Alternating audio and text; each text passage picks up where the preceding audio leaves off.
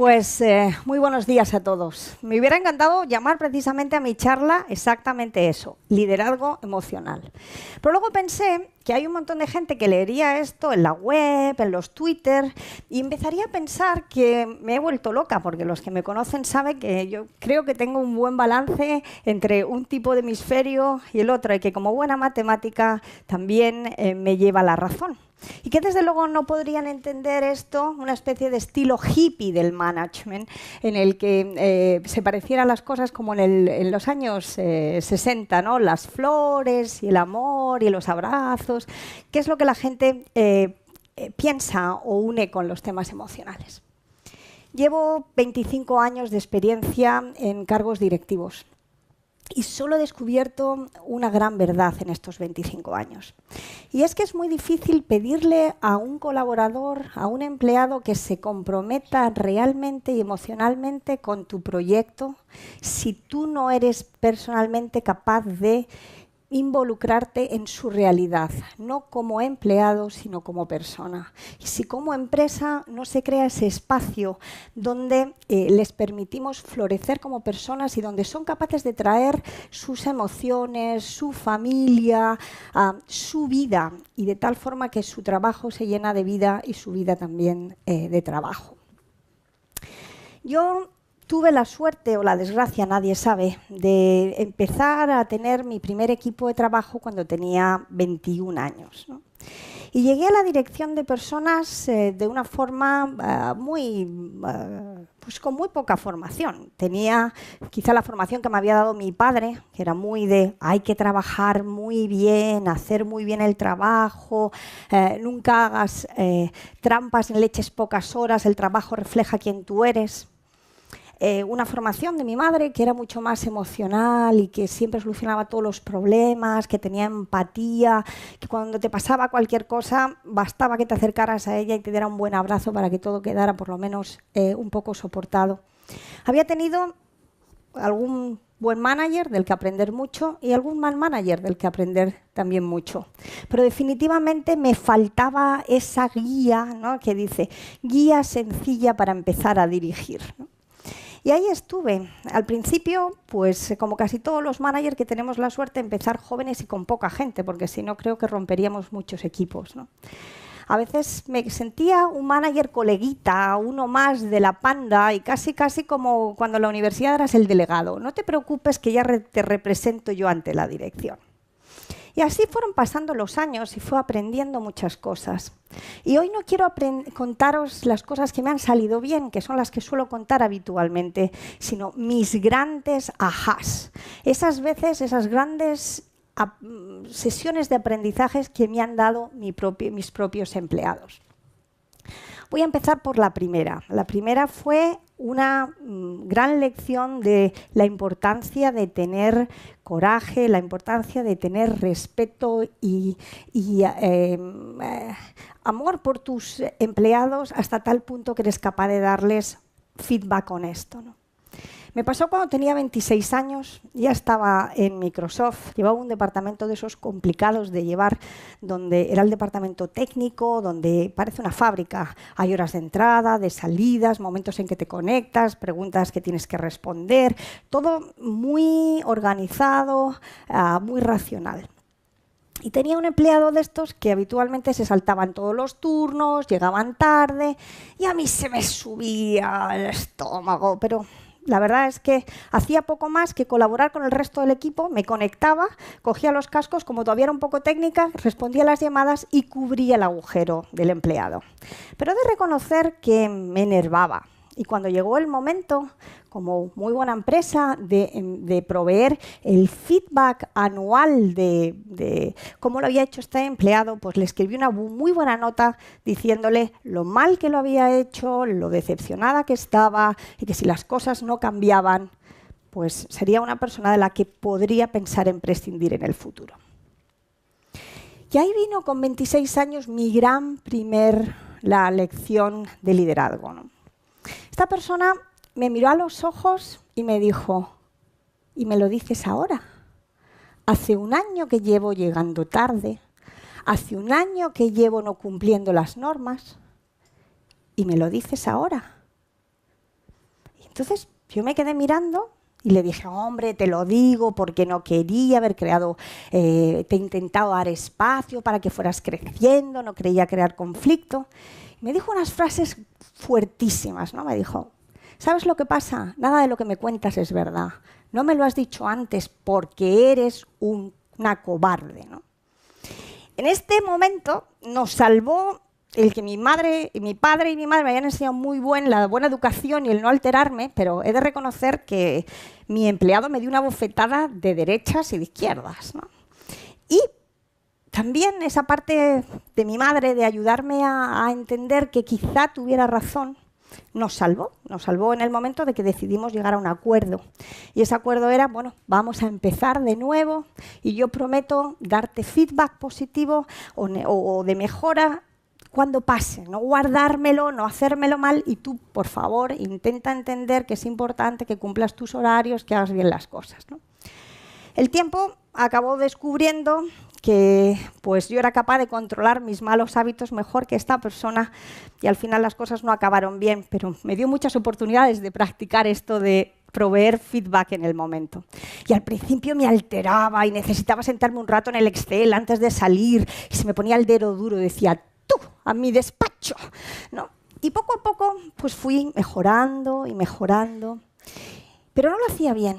Y fue cuando cumplí 30 años y tuve mi primer hijo, y mi hijo empezaba a tener 1 año, cuando de pronto todo se me hizo transparente. Porque me di cuenta que cuando invitaba a los niños, compañeritos de mi hijo, y hacían alguna pifia, yo decía, que los eduque su madre. Y sin embargo, cuando eran mis hijos, les miraba y les decía, bien, ánimo, tal. Y cuando necesitaba corregirles, lo hacía desde una corrección fraternal o maternal, desde el cariño, ¿no? Y eso de pronto me abrió y dije, si quisiera más a mis empleados, si los respetara más, si pensara que mi objetivo es que crezcan y que maduren y que se hagan mejores, darles un feedback de positivo, de ánimo y también de mejora, ¿no sería más normal? Y poco a poco se interiorizó en mí y se convirtió en algo que fue pasando, y yo creo que los que trabajan conmigo saben ahora mismo que eso de dar feedback pues es sencillo para mí, ¿no? Mi segundo gran ajá pasó 10 años más tarde. Entre ellos ha habido muchos otros aprendizajes, pero no sé si merece la pena nombrarlos aquí.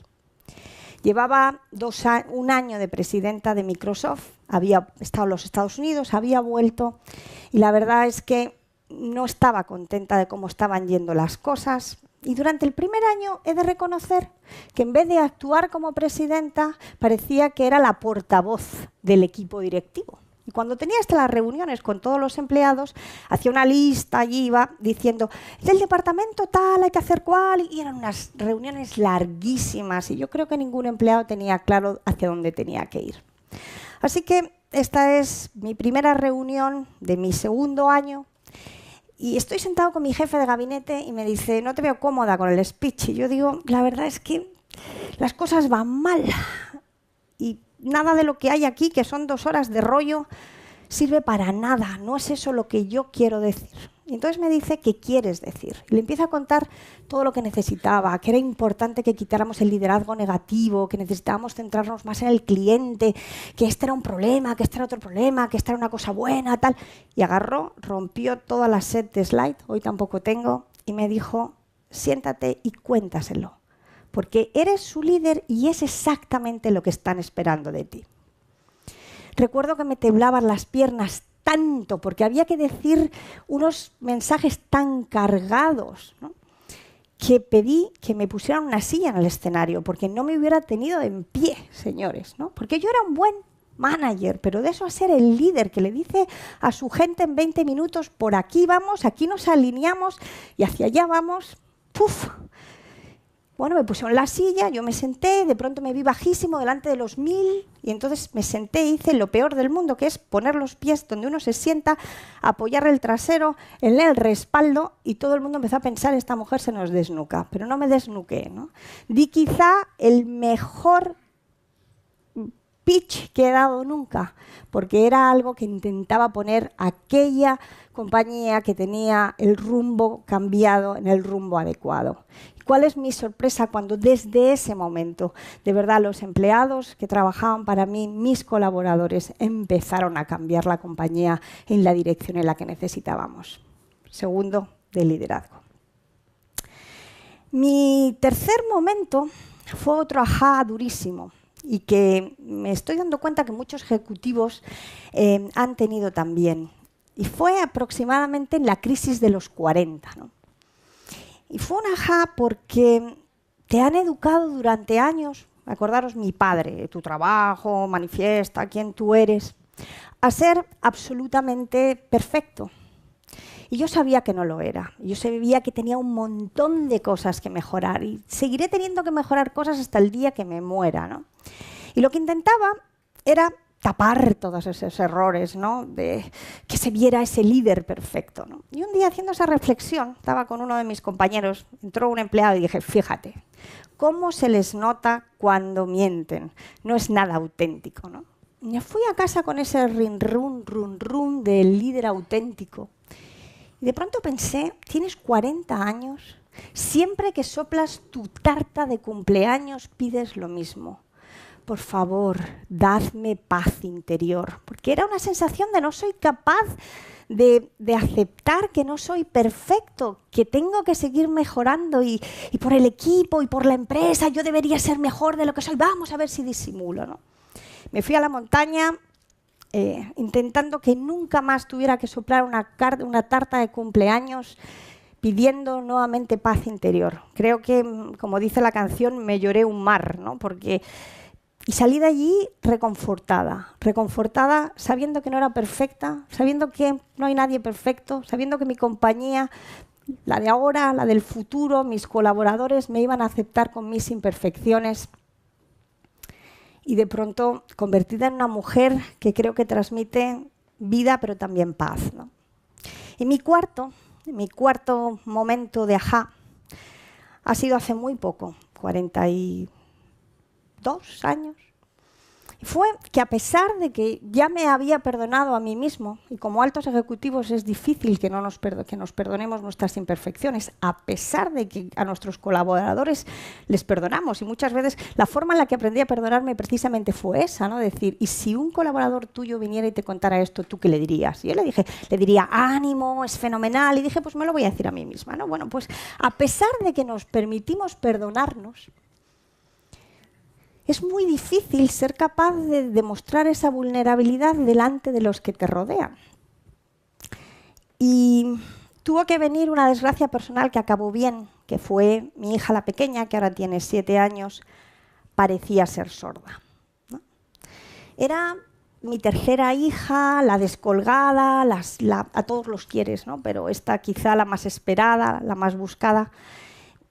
Y de pronto yo no podía con mi vida. Y recuerdo que acababa hablando con mi gabinete, con mi secretaria, diciendo, alejadme a la prensa, porque no sé si voy a ser capaz de mantener una conversación sin que se me caiga una lagrimilla pensando que tengo una niña de 1 año que nunca va a oír mi voz, que nunca va a poder hablar por teléfono, que no va a poder bailar al ritmo de la música, ¿no? Y se lo comenté a mis empleados y se lo comenté a mis clientes, y se lo comentaba con la emoción que os lo cuento ahora, y de pronto descubrí que no me valoraban más sino menos, que buscaban médicos, que se preocupaban, que me apoyaban, que me traían un café, que me daban un abrazo. Y eso fue el principio de una gran liberación, ¿no? Detrás de esto han surgido muchas cosas, ¿no? La misma, pues hace apenas una semana en la propia Siemens.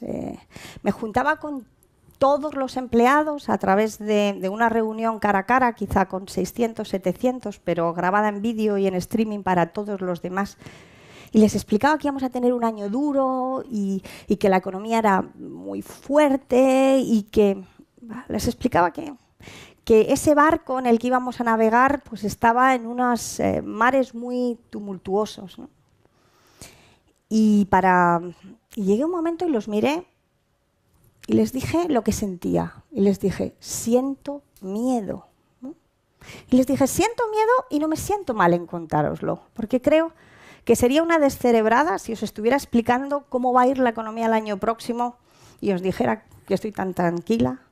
Y que si no sintiera miedo, significaría que tenía el barco en puerto, donde ahí no se hunde ninguno.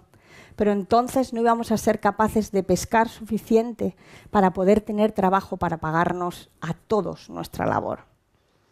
Y yo creo, nadie me lo ha dicho, pero que me ha hecho un líder más fuerte ante el reconocimiento de mis propios sentimientos, de mis propias vulnerabilidades, de mis propias áreas de mejora, ¿no? Y desde entonces, la gente que me conoce desde hace años sabe que yo tengo una frase, que es que la verdad no cambia porque no nos la cuenten. Y que lo mejor, lo más importante es que tus colaboradores te quieran a ti tanto como les quieres tú a ellos. Y que de la misma forma que tú les provees de feedback positivo y de ánimo, pero también de áreas de mejoras, ellos tengan mucho más todavía, porque tienen que tener el valor y el coraje de decirle a un superior: te equivocas, o creo que te equivocas, o yo no lo haría así, o no me ha gustado cómo has hecho esto con el cliente, o no me ha gustado tu presentación, o no me ha gustado tu ropa. Me da lo mismo, ¿no? Y siempre les digo así, ¿no? Por favor, traedme feedback positivo o negativo, porque cualquier feedback es un regalo. Bueno, os he contado en 18 minutos mis grandes ajás, ¿no? Puedo deciros que en mis años de management he disfrutado cada día. He sufrido muchos, como os decía, hasta los 40 no fui capaz de perdonarme a mí misma todas las pequeñitas cosas o grandes cosas que tenía aquí y allí, ¿no? Pero me ha parecido una aventura emocionante. Y os pido a todos que hagáis una introspección en vuestro estilo de liderazgo, que entendáis que tenéis que seguir creciendo, que tengáis que sobre todo, que aprendáis a dos cosas, ¿no? A querer a vuestros empleados, os lo pido, porque si no les queréis, y sé que es duro, porque a veces tienes que hacer un ERE y dejarlos ir, o a veces tienes que hacer un mal performance, les tienes que ir y se te cae el alma a los pies, pero a pesar de todo no podemos vivir metidos en un corcho, aislados de ese sentimiento que tiene que ser de aprecio por nuestros empleados. También aprender a quereros a vosotros mismos, a aceptar vuestras propias deficiencias y a aceptar vuestras propias áreas de mejora. Y disfrutad de, como os decía, de esta aventura del liderazgo, tomando riesgos, porque vuestros empleados lo necesitan y la empresa lo necesita. Muchas gracias.